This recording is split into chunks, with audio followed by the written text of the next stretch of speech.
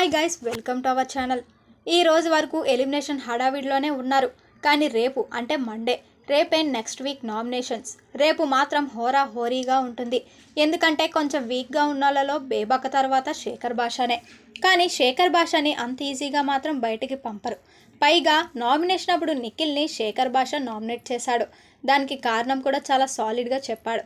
Day 1 రోజు ఉన్న నిఖిల్లా ఇప్పుడు లేడు. అలా మారడం అనేది ఎవరి పర్సనల్ చాయిస్ వాళ్ళది.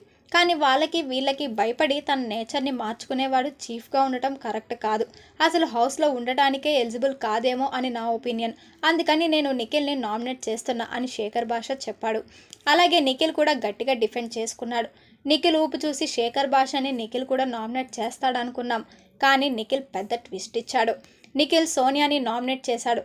దానికి రీజన్, నేను ఇక్కడికి వచ్చింది గెలవటానికి, అంతేకాని ఇలా అందరితో మాటలు అనిపించుకోవడానికి కాదు.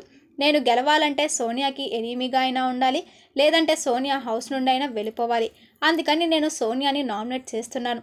అండ్ నేను నా సైడ్ నుంచి చాలా క్లియర్గా ఉన్నాను.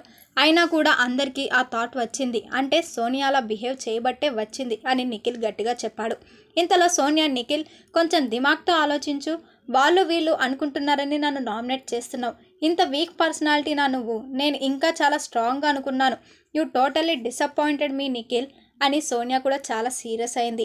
మరి చూడాలి, ఇంకా నుండి హౌస్లో హీట్ని నిఖిల్ చేసిన పని కరెక్టో కాదో కమెంట్ చేయండి. మరిన్ని బిగ్ బాస్ అప్డేట్స్ కోసం చూస్తూనే ఉండండి అవర్